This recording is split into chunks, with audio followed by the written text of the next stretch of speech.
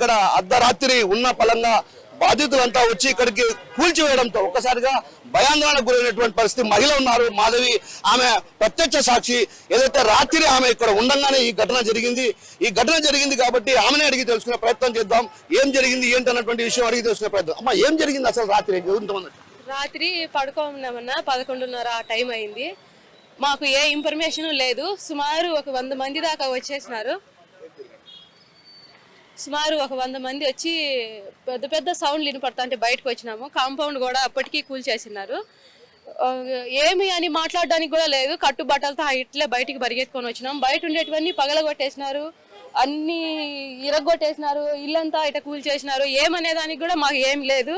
చాలా అన్యాయంగా అయితే బిహేవ్ చేసినారు మమ్మల్ని. మాకు లక్ష్మణ్ రెడ్డి, శ్యామ్ సుందర్ రెడ్డి, ద్వారకానంద రెడ్డి వీళ్ళు ముగ్గురు టీడీపీ సంబంధించిన వాళ్ళే. వీళ్ళే ఇది కబ్జా చేయాలని ప్రయత్నాలు అయితే చేస్తున్నారని నాకు కొంచెం వరకే తెలుసు. ఈ ముగ్గురు మీద మాకు ఫుల్లుగా అనుమానం, కొంచెం కూడా కాదు. దయచేసి పెద్దవాళ్ళు ఎవరన్నా పట్టించుకొని మాకు ఏదైనా న్యాయం చేస్తే బాగుంటుందన్నా. మీరు ఏదో పొదవకు పెట్టారు ఆ డబ్బులు అంటే ఏదైనా డాక్యుమెంట్ చూపిస్తానే కదా, ఊరికేనే వచ్చి ఇది మాది అంటే ఎవరు ఊరికే ఉంటారన్నా. మాకు ఇది ఇప్పటి కాదు, దగ్గర ఈ ఇంటికి 100 సంవత్సరాల పైనే ఉందన్న. చాలా పాతిల్లు చూస్తేనే మీకు అర్థమైతే అంటది.